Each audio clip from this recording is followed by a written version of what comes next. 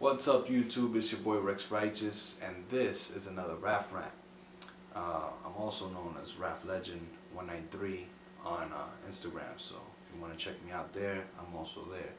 I'm basically here to rant a little bit about the boxing world, my take on how it's been for the past couple months, and the upcoming fights that are about to come up too.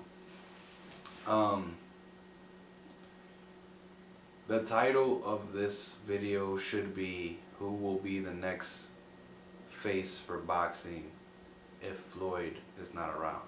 You know, the problem with that question, and it's probably the question that everyone's asking in the boxing world right now, is the fact that we don't know that Floyd is coming back. We don't know if he's coming back. That's what I meant to say. We don't know if he's going to fight again. There's been some rumors that he's going to fight in April or May to lock down his regularly scheduled fights that he has in that time, in that time of year. Who is he going to fight? We don't know. He's saying that he's retired. Of course, some people don't even know that there's a new MGM Grand being built. Well, not the whole arena, but it's like a side arena, and it's going to be for shows. Of course, it's going to be for boxing. I don't know how many seats they can hold yet, but I heard that Mayweather's the #1 guy that will be fighting first. He's going to basically open it up. He's going to do the grand opening for the boxing events of that stadium.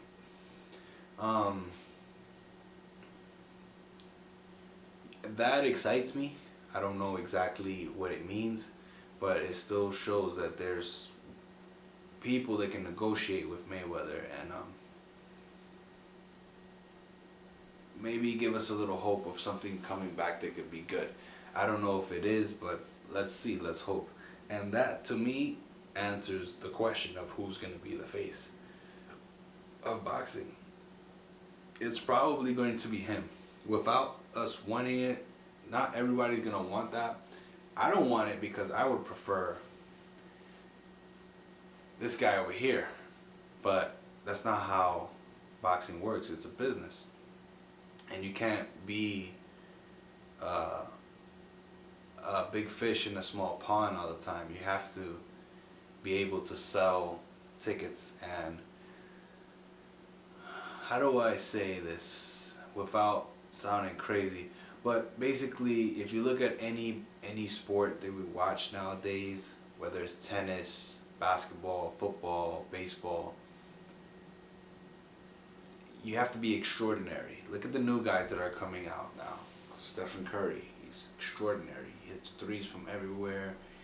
He has a strong belief in his team. He's also making his team get together, and it's more about teamwork. It's a real story. There's belief there. Baseball, look at who just won the championship. It's the same thing. It's all team, And when it comes to boxing, you have to be extraordinary. I mean, that it's very difficult, and we're already used to Mayweather, so we trust him. No matter what we say, we trust him. We want to watch. We trust him. And there's other guys that are on the list. Roman Gonzalez, Sergey Kovalev. Nobody talks about Klitschko, but he's on the list. Gennady Golovkin, Terrence Crawford. Pacquiao's on his way out, so I don't know if we want to count him. But Lomachenko. There's so many guys out there. There's some people that are not even in the top list anymore, or they never hit it. Could we put Canelo up there? Marketing wise, yes, I will put him up there. I will put him at least 8 or 10, like Ring TV did. But if we're talking boxing, man, you gotta put the nicest guys up there. And the problem that we're having is these guys won't fight each other. For the hardcore fans, the hardcore boxing fans, I like to talk about boxing on a great scale. Why? Because I can't go deep into all the other stuff that's going on, the stuff in the background, only because there's a lot going on. There's a lot of moving targets when it comes to the background stuff. And then of course with the media stuff, I can't go hard there too, because I don't believe half the stuff these guys say a lot of times. Like, I love Adrian Broner's fighting style, but am I gonna believe that he is arguing with Mayweather? Like, should I believe that? Should I really believe that he is disrespecting his big brother while he's on YouTube and they're trying to get everyone to get involved and see if they would fight? Come on, man. That is basically baiting you on saying, would you like to see Mayweather fight Adrian Broner, or getting you to talk about it. The same thing they're doing with Canelo. They're trying to get you to talk about Triple G. But this guy wants to fight Triple G, but I still can't figure out if he is being protected or he doesn't want to fight Triple G all the way, 100%. Yes, maybe he's not afraid of him, but does he really want to get in the ring with Triple G? I don't know. Triple G seems like the type of guy that he's gonna box until his heart stops beating. I'm gonna be honest with you, straight up.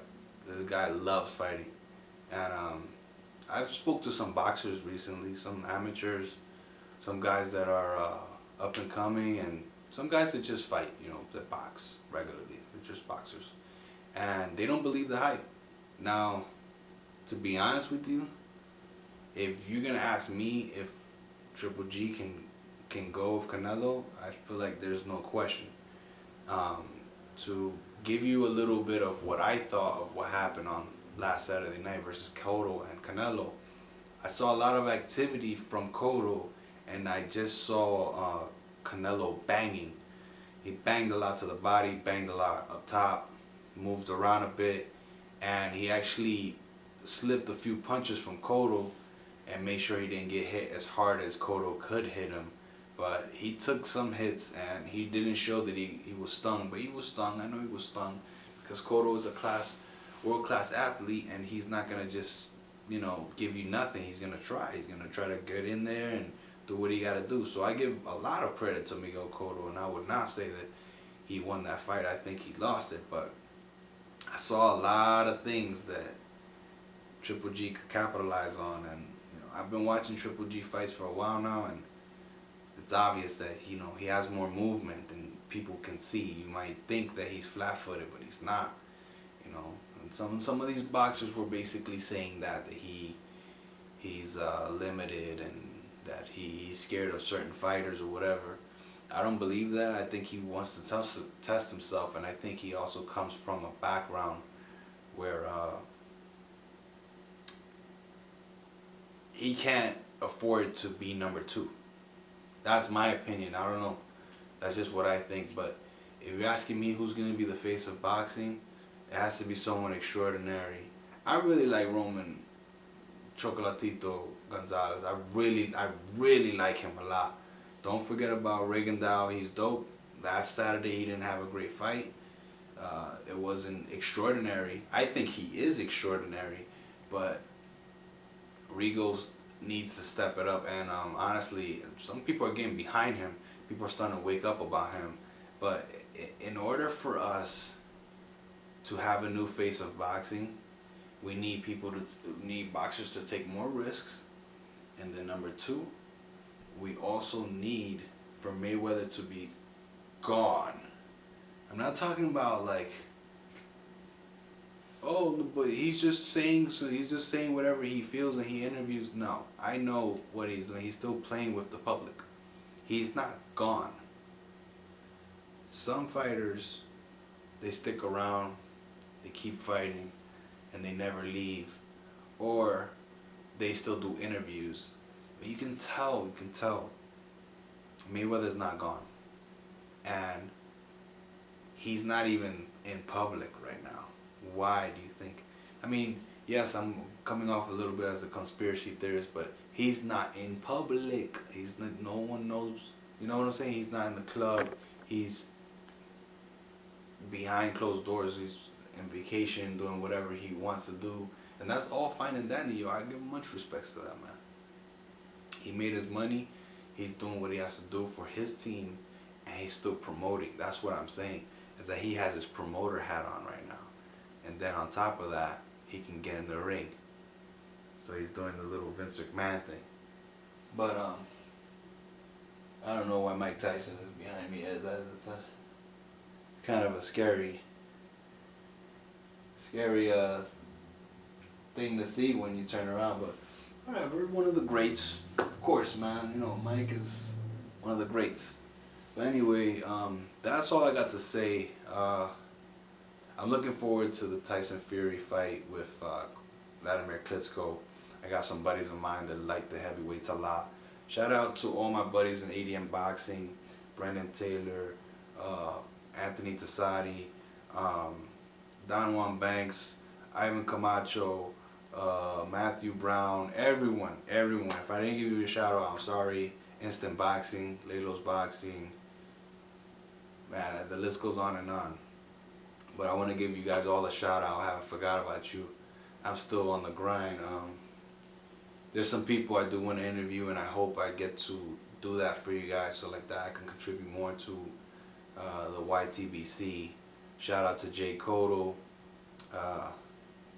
Blood Boxing, all the guys that support me, and what I would like to do on YouTube. So, like I said again, once again, thank you. You already know, it's your boy Rex Righteous. Also, shout out to Tony Le Guin for asking the question. Big boxing fan right there.